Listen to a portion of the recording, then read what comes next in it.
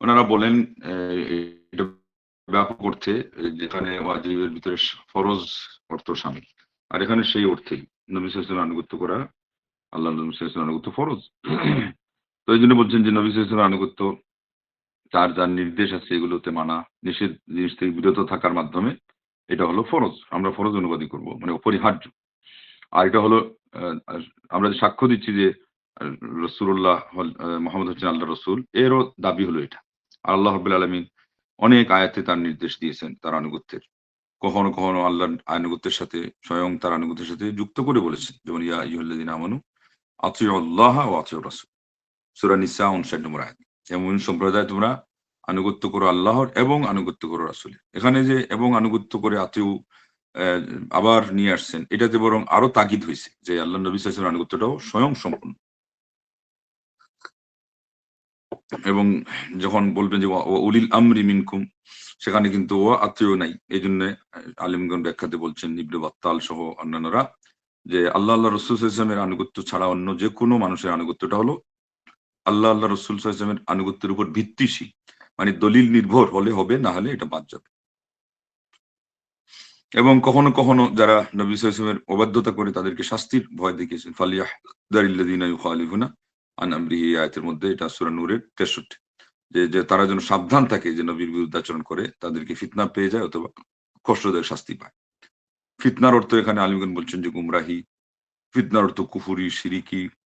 এবং ইমাম মালিক রাহিমাহুল্লাহ এক পর্যায়ে একজন জিজ্ঞাসা করেছিল যে আমি যদি ঘর থেকে ইহরাম বাঁধি, মিকাতে না গিয়ে তো কি হবে? তখন তিনি বললেন আমি তোমার উপর ফিতনার ভয় করি। বলি এটা কেমনে ফিতনা হলো? আমি একটু অ্যাডভান্স আগে করে ফেললাম, নিশ্চিত হয়ে গেল আমার নিয়ত করাটা। বলেন না, আল্লাহ নবী সাল্লাল্লাহু আলাইহি ওয়াসাল্লাম মিকাত ঠিক করে দিয়েছেন, তুমি আবার আগ থেকে কেন করবা?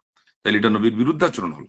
তাহলে আগ বাড়িয়ে কোনো কাজ করাও চলবে না, আল্লাহ নবীর থেকে বাড়াইয়েও কিছু কাজ করা, মানে পরিমাণও বাড়াই করা চলবে না, সব হয়ে যাবে নবীর বিরুদ্ধাচরণ।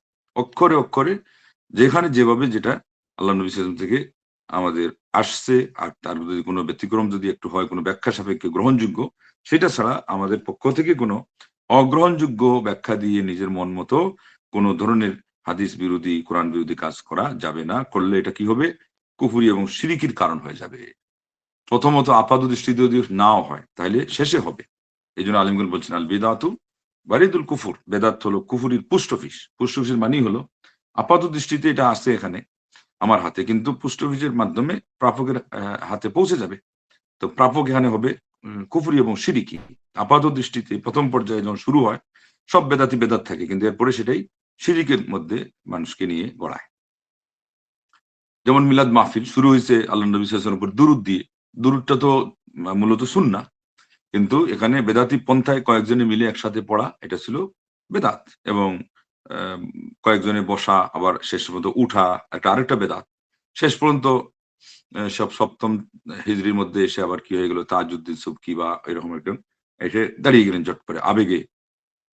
তখন মিলাদও পড়া হয়ে গেল, একটা কবিতার গুচ্ছ আওড়ানো হয়ে গেল। সেখানে কি আসলো, যে নবী সাল্লাল্লাহু আলাইহি ওয়াসাল্লামের কারণে যদি সারা পৃথিবী কালি করা হয়, আর পেজ গুলো সোনার পেজে পরিণত করে লেখা হয়, নবীর প্রশংসা শেষ হবে না। অথচ এই কথাগুলো ছিল কার? আল্লাহর শানে। আল্লাহ কোরআনে বলছেন যে যেগুলো সাগর এখনো আছে দুনিয়াতে, এটাকে যদি ৭ গুণে আরো বর্ধিত করা হয়। আর সূরা কাহফে বলছেন কুল লাউ কানাল বাহরু মিদাদাল লিকালিমাতি রাব্বি লানাফিদাল বাহরু ক্বাবলা আন তানফাদা কালিমাতু রাব্বি ওয়ালাউ জিনা বিমিসলিহি মাদাদা। যে এখানে আমরা যেটা পাচ্ছি যে পুরা সাগর এর পানি দিয়ে যদি আল্লাহর বাক্যগুলো লেখা হয়, পরিচিতির কথা লেখা হয়, তাহলে কালি শেষ হয়ে যাবে, আল্লাহর বাক্য, আল্লাহর পরিচিতির কথা শেষ হবে না। আর অন্য আয়াতে বলছেন যে যে ইলা সাবআতি আবহুরিন মা নাফিদাত কালিমাতুল্লাহ। ৭ সাগর, এই যখন যে দুনিয়ার ৪ ভাগের ৩ ভাগ পানিতে ডুবা, এটাকে আরো ৭ গুণে বর্ধিত যদি করা হয়, ওয়ালাউ আন্না মা ফিল আরদি মিন শাজারাতিন আকলামুন ওয়াল বাহরু ইয়ামুদ্দুহু মিন বাদি সাবআতু আবহুরিন মা নাফিদাত কালিমাতুল্লাহ। এই ভূপৃষ্ঠে যত গাছ আছে, বৃক্ষরাজি, এগুলো দিয়ে কলম বানানো হয়। একটা গাছে কত হাজার কলম হবে, লাখ কলম হবে, বড় গাছ। আর সারা পৃথিবীর মধ্যে সকল বৃক্ষরাজির এগুলো একটা খন্ড খন্ড করে করে একটা কলম, ছোট একটা কলম বানাইতে কতটুকু লাগবে? তাহলে একটা গাছ থেকে কত লাখ কলম হবে। আর কত অগণন বৃক্ষ আছে, এগুলো যদি কলম হয়। আর সাগর, এই জন্য তো আল্লাহ পাক বলেন এত কলম যখন, তো এগুলো যদি লিখতে গেলে এই যে দুনিয়ার ৪ ভাগের ৩ ভাগ পানিতে ডুবা, আবার যেই অংশ স্থল তার মাঝে কত নদী, কত সাগর, কত পুকুর, কত কুয়া, কত আল্লাহু আকবার। তো এই জন্য আল্লাহ বললেন যে ওইগুলোকে আরো 7 গুণে বাড়ানোর পরে ওই কালি দিয়ে সারা পৃথিবীর বৃক্ষরাজির মাধ্যমে বানানো কলম দিয়ে যদি আমার কালিমাগুলো লেখা হয় শেষ হবে না। তার নাম আল্লাহ। আর ওখানে কবিতার মধ্যে বলে দেওয়া হয়েছিল যে আল্লাহ নবীর শানে এটা। তাইলে প্রথমেই তো শুরু হয়ে গেছে কিয়াম যেদিন আসছে সেদিনই অতিভক্তি, এটা হলো গুলু, কোরআনে মানা করা হয়েছিল, তারা সেটা মানে নাই। এইভাবে করে মিলাদ মাহফিলে শেষে যুক্ত হয়ে গেল যে আমরা যখন দাঁড়িয়ে আল্লাহ নবী সাল্লাল্লাহু আলাইহি ওয়াসাল্লামের নামে মিলাদটা পড়বো তখন নবী হাজির হয়ে যান। কেন? উনি গায়েব জানেন। কেন? উনি সূর্যের মতো, সূর্য এক জায়গায় সে অবস্থান করে অথবা তার কক্ষপথে ঘুরে কিন্তু সারা পৃথিবীকে আলো দেয়। তা বলতেছে আমার নবী কি সূর্যের মতো নাকি? তিনি তো তার চেয়ে আরো বড়, তার মহিমা আরো বেশি।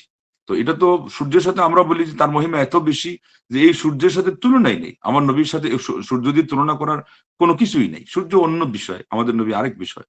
আমাদের নবী সাল্লাল্লাহু আলাইহি ওয়াসাল্লাম আদর্শের আলো বর্তিকা। সারা পৃথিবীকে আলোকিত করেছেন। মানুষের অন্তরকে আগে তিনি আলোকিত করেছেন। কুফুরির অন্ধকার থেকে তিনি মুক্ত করেছেন। মুসলিম জাতিকে সারা পৃথিবীর মানুষের উদ্দেশ্যে তিনি আসছেন। ওমা আরসালনাকা ইল্লা রাহমাতাল লিল আলামিন। সারা মানব বিশ্বের জন্য তিনি রহমত। তো আপনি সূর্য দিয়ে আমার নবীর কি মর্যাদা মাপবেন? এটা সম্ভবই না।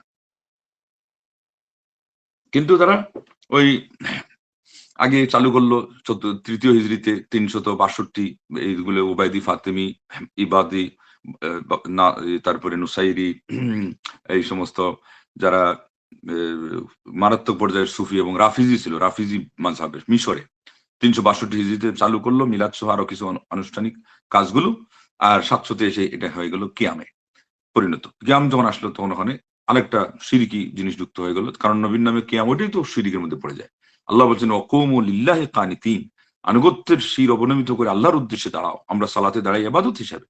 এবং আল্লাহ নবী সাল্লাল্লাহু আলাইহি ওয়াসাল্লামের উদ্দেশ্যেও দাঁড়ানো লাগতেছে, এটা ইবাদত হয়ে গেল। ওইটা ছাড়াই দিব্যি কোনো মানুষ উপস্থিত হলে আল্লাহ নবী বললেন কেউ যদি পছন্দ করে যে তাকে দাঁড়িয়ে মানুষ সম্মান প্রদর্শন করুক, তার ঠিকানা সে জাহান্নাম বানিয়ে নিক। আর আজকে সেই নবীর নামে অতিরঞ্জন করতে গিয়ে, অতি বাড়াবাড়ি করতে গিয়ে তারা বলছে দাঁড়াইলে নবীর সম্মান হচ্ছে, দাঁড়াইলে নবী সাল্লাল্লাহু আলাইহি ওয়াসাল্লাম আমাদের এখানে আসতেছে। আর শেষ পরে আনার পরে চ্যাপ্টারও বসায় মাঝে মধ্যে, কিন্তু টাকা পয়সা সহ নিজের পকেটে পুরে আর এই মুরগির রান ঠিক মতো খাইয়ে এরপরে চলে যায়। তখন আর ওই চেয়ারে যে নবী কখন আবার বিদায় নিবেন আর তারও খবর নেয় না। তো চালাক যারা এরা বলে যে আপনারা চেয়ার ঠিক করলেন নবী আসবেন বলে, তো উনি কখন আসলেন আর কখন গেলেন? আমরা তো আল্লাহ নবী সাল্লাল্লাহু আলাইহি ওয়াসাল্লামকে সরাসরি তো সালাম মুসাফা করতে পারতাম। উনি যখন আসেনি। বাস্তব কথা তো এটা। যদি উনি আসবেনই তো সরাসরি সালাম মুসাফা তো হওয়ার কথা। না ওই সময় আর বলে যে না, না, না, এটা অন্য, এটা অলৌকিক।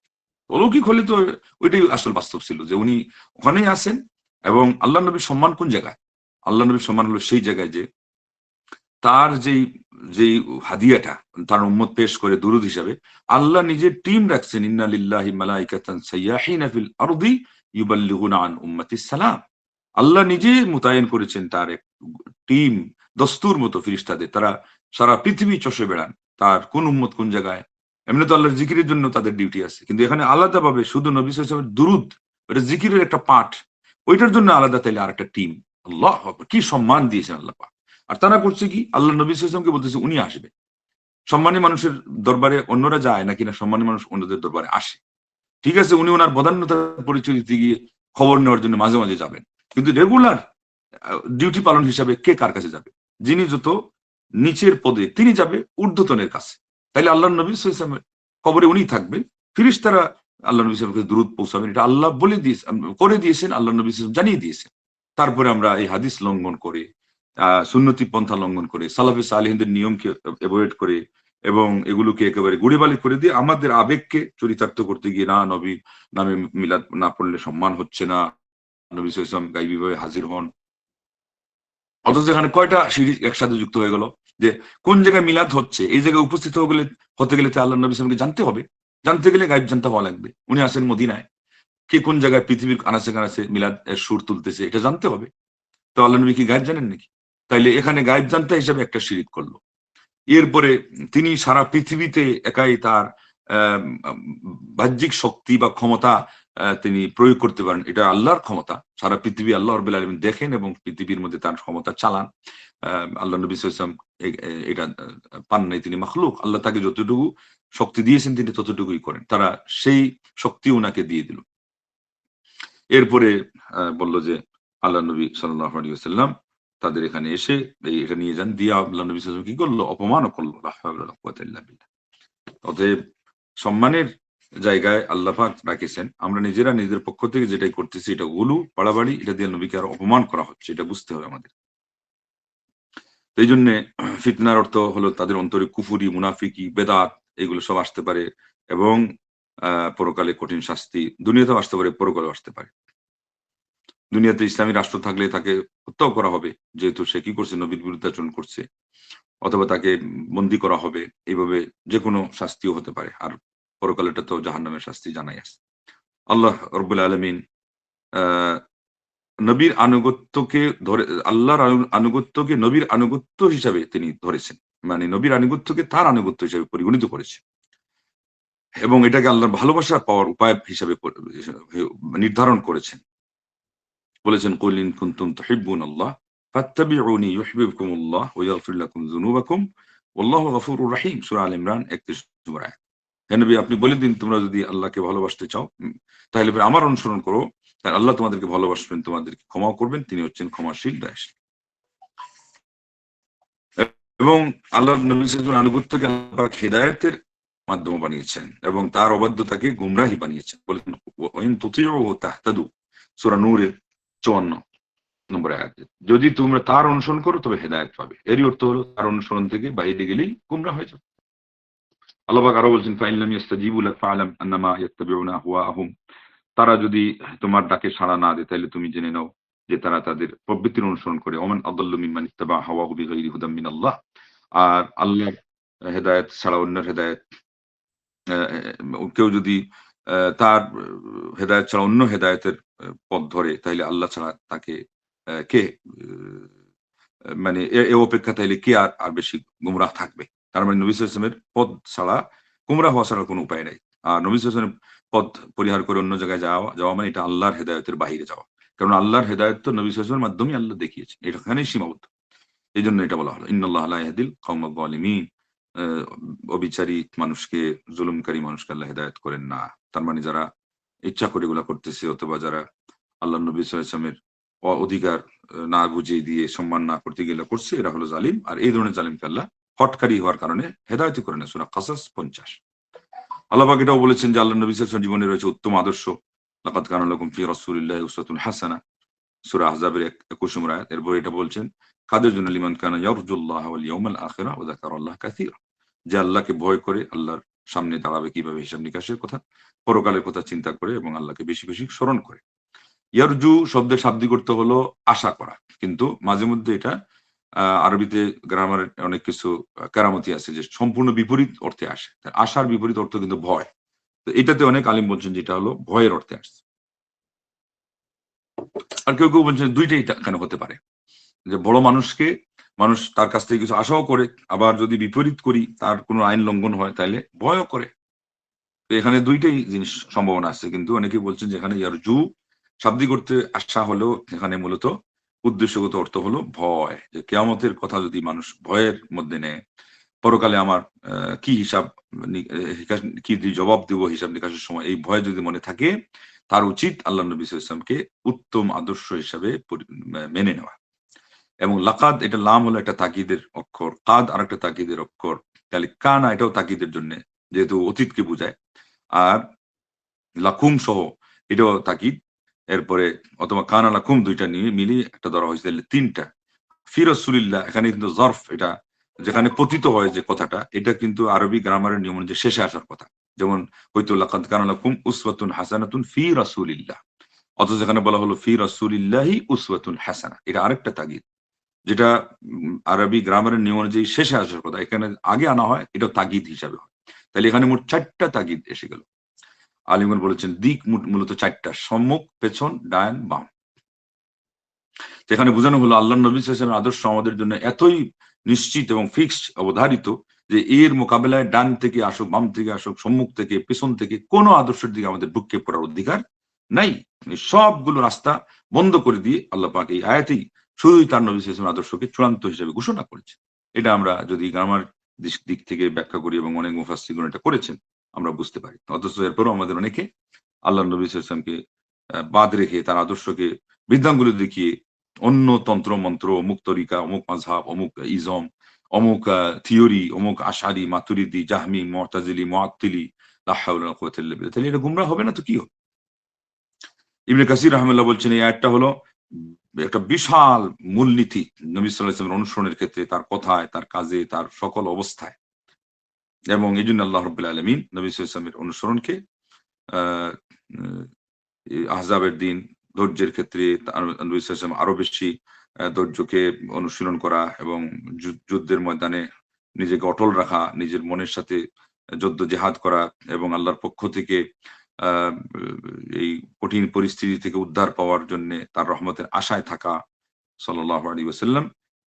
তার উপর আল্লাহ রাব্বুল আলামিন দুরূদ রহমত প্রেরণ করুন, তার প্রশংসা করুন। বিশেষ করে এই জায়গাতে আমাদেরকে বলেছেন যে নবী হলেন আদর্শ। তার মানে এটা একটা কঠিন মুহূর্তে যেখানে শত্রুর মোকাবেলায় মুখোমুখি হয়ে কিভাবে ধৈর্য ধরতে হবে আল্লাহর উপরে আস্থা রেখে যে আল্লাহই সাহায্যকারী, তিনি ওয়াদা দিয়েছেন যে পরিণতি মুমিনদের হবে, অবশ্যই তিনি মুমিনদেরকে সাহায্য করবেন।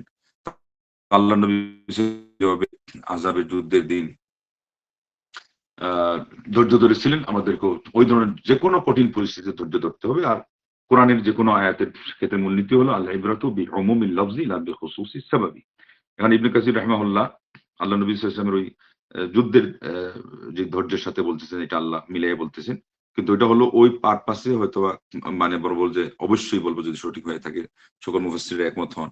আ হতে পারে যেহেতু ওই প্রসঙ্গে নাজিল হইছে আর আয়াতের শান নুজুলের মাধ্যমে তার যে ব্যাকগ্রাউন্ডটা এটা জানার একটা আলাদা অর্থ থাকে, একটা আকর্ষণও থাকে। তো এটা আমরা জানলাম যে এই প্রসঙ্গে আসছে এবং এটাকে আল্লাহ পাক মূল টার্গেট করে আমাদেরকে বলতেছেন আদর্শ। কিন্তু কোরআনের কোরআনের যে থিওরি সেটা হলো কোরআন হলো একটা প্রসঙ্গকে নিয়ে নাজিল হয় ঠিকই কিন্তু তার লক্ষ্য বস্তুটা ওই প্রসঙ্গের মধ্যে সীমাবদ্ধ থাকে না। এজন্য বলা হয় ইবরাতু বিউমুমিল লফজ। শব্দ যেহেতু বলতেছে যে রাসূল সাল্লাল্লাহু আলাইহি ওয়াসাল্লামের জন্য রাসূল সাল্লাল্লাহু আলাইহি ওয়াসাল্লাম হলেন আমাদের আদর্শ। তাইলে আদর্শ এটা খালি যুদ্ধের ক্ষেত্রে নয়।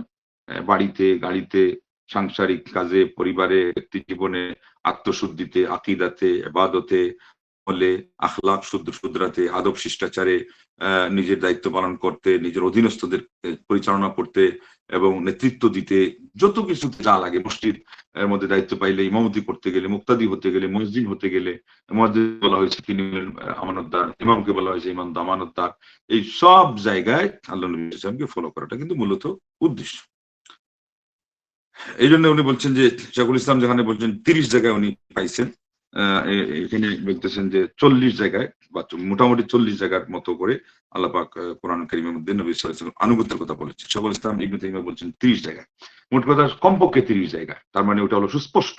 আর সব মিলাইয়া আ অনুমান করতে গেলে ৪০ এর কাছাকাছি পৌঁছায়। এজন্য উনি বলছেন ৪০ এর মতো জায়গায় আল্লাহ রাব্বুল আলামিন নবী সাল্লাল্লাহু আলাইহি ওয়াসাল্লামের আনুগত্যের কথা কোরআন কারীমের মধ্যে উল্লেখ করেছেন। এবং এরপরে বলেছেন যে মানুষের আত্মা তার অনুসরণের ক্ষেত্রে তিনি যা নিয়ে আসছেন এগুলো মানার ক্ষেত্রে খাদ্য পানীয় গ্রহণের চেয়ে আরো বেশি মুখাপেক্ষী।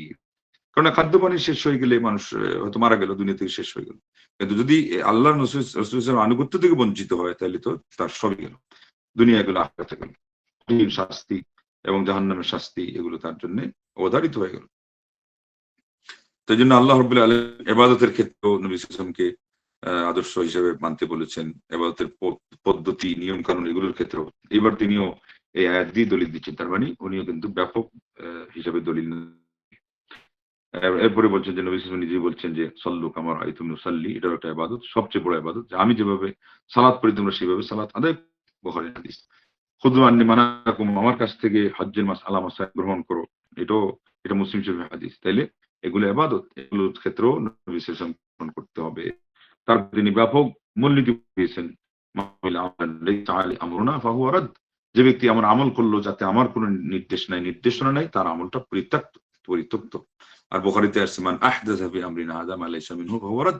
যে নতুন কিছু উদ্ভাবন করলো, এ তো আরো বড় অপরাধী। ওটা হলো আমল করলো, হয়তোবা আরেকজন এটাকে উদ্ভাবন করছে। আর এই বুখারীতে বলা হয়েছে নিজে যদি উদ্ভাবন করে তাইলে অবস্থা তার আরো খারাপ। এমনকি আরেক হাদিসে আসছে যে অন্য কোন প্রসঙ্গকে কেন্দ্র করে হলো মান আহদাসা ফিহা হাদাসান আও মুহদিসান ফাআলাইহি লানাতুল্লাহি ওয়াল মালাইকাতি ওয়ান নাসি আজমাইন। বিশেষ করে মদিনার প্রসঙ্গে আসছে কিন্তু ব্যাপক, এখানে ব্যাপক করতে যেখানে কোনো বেদাত উদ্ভাবন করলো অথবা কোন বেদাত থেকে আশ্রয় দিল তাহলে ওইটার কারণে মদিনা হলো বিশেষায়িত। যে বেদাত থেকে আশ্রয় দিলে সেটা বলা হয়েছে। আসলে তো এটাও ব্যাপক ধরা যায়। বেদাতিকে যদি কেউ সায় দেয়, বেদাতির সাথে সম্মতি প্রকাশ করে, বেদাতিদের সাথে উঠা বসা করে, তার উপরেও লানত এসে যাবে। কিন্তু বিশেষ করে আল্লাহ নবী এই হাদিসটা বলছেন যে মদিনার ক্ষেত্রে যেখানে কেউ যদি নতুন কিছু উদ্ভাবন করে অথবা উদ্ভাবনকারীকে আশ্রয় দেয়, তার উপরে আল্লাহর অভিশাপ, ফিরিস্তাদের অভিশাপ এবং তামাম মুমিন সম্প্রদায়ের অভিশাপ বা তামাম মানব কুলের অভিশাপ। আলাইহি লানাতুল্লাহি ওয়াল মালাইকা ওয়ান নাসি আজমাইন। বেদাত তো কঠিন। ঠিক তদ্রুপ আরেক হাদিসে আসছে যে বেদাতের পক্ষ থেকে আল্লাহ রাব্বুল আলামিন কোন নফল এবং ফরজ ইবাদত কবুল করবেন না। এটা একটা ভয় ভীতি প্রদর্শনমূলক, কিন্তু এটার অর্থ চূড়ান্ত নাই এভাবে যে বেদাত এর কারণে কোনো আমল হবে না। সেখানে ব্যাখ্যা হলো বেদাতি আমলটা কবুল হবে না, সেটা যেটাই হোক, ফরজ হোক নফল হোক। আর শিরিক যদি করে তাহলে তার কোনো আমলই কবুল হবে না। একটা কাজে সেই শিরিক যুক্ত করছে, সারা জীবনের সমস্ত আমল বাতিল হয়ে যাবে। আর বেদাতের তাইলে এই হাদিসটাও কি করবে, লাগাম দিয়ে ব্যাখ্যা নিতে হবে, আর নাইলে ওই বেদাতের যে বিধান শিরিক করে সেই বিধান হয়ে যাবে। আর অনেকে এটাও করে, এটাই করে কয় যে বেদাত করলেও জীবনের সমস্ত আমল পঙ্গু। না, শিরিক করলে সমস্ত আমল পণ্ডশ্রম হয়ে যাবে, পঙ্গু হয়ে যাবে। আর বেদাত করলে হুবু এই আমলটা যেটা সে যুক্ত সেটা পরিত্যক্ত হয়ে যাবে। এই পার্থক্য সূক্ষ্ম, এটা সবাইকে ভালো করে বুঝতে হবে। এরপর আলম সাহেব বলছেন যে মান রাগিবা আন সুন্নতি ফালাইসা মিন্নি, যে ব্যক্তি আমার সুন্নত থেকে মুখ ফিরে নিল সে আমার উম্মতের মধ্যেই নেই। বুখারী মুসলিমে আসছে। এটাকে সুফিয়ান বিন উয়াইনা রাহিমাহুল্লাহ এটাকে জাহিরি অর্থে নিয়েছেন। তাহলে এই জায়গায় আমরা জাহিরি অর্থে নিব। এছাড়া আমাদের জাহিরি অর্থে নেওয়া কোন জায়গায় যদি সুস্পষ্টভাবে এটার সাপোর্ট না পাওয়া যায়, নেওয়া হবে না। তার যে উদ্দেশ্য সেটা নেওয়া হবে, ব্যাখ্যা সহ নেওয়া। এখানে জাহিরি অর্থ কিভাবে? সুফিয়ান ইবনে উয়াইনা বলছেন যে আল্লাহ নবী বলছেন যে সে আমার অন্তর্ভুক্ত না, ফালাইসা মিন্নি, মানে উদ্দেশ্য হলো আমার উম্মতের অন্তর্ভুক্ত না। উম্মতের অন্তর্ভুক্ত না মূলত স্বাভাবিকভাবে কাকে বোঝানো হয়? যারা কাফির। আর ব্যাখ্যা সহ বোঝানো কখন এটা বলা হয়? যারা কাফির হবে না, ধমকির স্বরে বলা হয়। তো অন্যরা বলছেন এটাও ধমকির স্বরে, যে সুন্নত পালন করলে না বলেই যে সে কাফির হয়ে যাবে এমন না। আর সুফিয়ান বিন উয়াইনা বলছেন যে না, এটা ধমকির স্বরে যেটা ব্যবহার করা হয়েছে ওইটাই আসল, যে সে কাফির হয়েই যাবে। তবে এখানেও ব্যাখ্যা আছে। তৃতীয় পক্ষের ব্যাখ্যাটা হলো চূড়ান্ত। সেটা কোনটা? যদি আদর্শগত দিক থেকে নবী সাল্লাল্লাহু আলাইহি ওয়াসাল্লামকেই সে আদর্শ না মানে, কারণ সুন্নাতের একটা অর্থ হলো আল্লাহ নবী সাল্লাল্লাহু আলাইহি ওয়াসাল্লাম গোটা জীবন ব্যবস্থা। গোটা জীবন ব্যবস্থা মানে ওটা ইসলাম। তো এটা না মানলে অবশ্যই কাফির হয়ে যায়। আর সুন্নাত দিয়ে যেটা একটা পারিভাষিক অর্থ আছে যে নবী সাল্লাল্লাহু আলাইহি ওয়াসাল্লামের, যেটা একটা হলো বেদাতের বিপরীতে, আবার আরেকটা হলো কোনটা, যে ফিকহি দৃষ্টিভঙ্গি অনুযায়ী যে যেটা করলে সওয়াব আছে, যেটা না করলে গুনাহ নাই। তাইলে এই সুন্নাহ যদি কোনো কারণে আমল না করে, মানে শ্রদ্ধার চোখে মানে কিন্তু আমল করলো না, সে কাফির তো হওয়া দূরের কথা, তাকে বেদাতিও বলা যাবে না অনেক জায়গায়। আর কোন সময় আছে যে বেদাত হিসাবে ওটা যদি করে আসলেই বেদাত হয়ে যায়, আকীদাগত আমলগত, তাইলে সে বেদাতি বলা হবে। কিন্তু এক বাক্যে এই ধরনের কাজে বিপরীত করার কারণে তাকে কাফির বলা হবে না। আজকে আমরা এই পর্যন্ত রাখি। উনি শেষে বলছেন যে এরকম আরো অনেক আয়াত আছে, টেক্সট আছে, আয়াত এবং হাদিস, যেগুলোতে নবী সাল্লাল্লাহু আলাইহি ওয়াসাল্লামের আনুগত্যের নির্দেশ দেওয়া হয়েছে এবং তার বিরুদ্ধে আচরণ করার থেকে কড়া নিষেধাজ্ঞা জারি করা হয়েছে।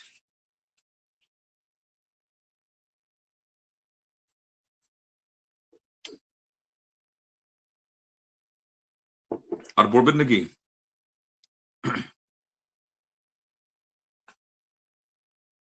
আচ্ছা, একটু জটপট করে পড়ে ফেলেন। দ্বিতীয়টার মধ্যে ব্যাখ্যা বেশি নাই, এই জন্য আমরা পড়ে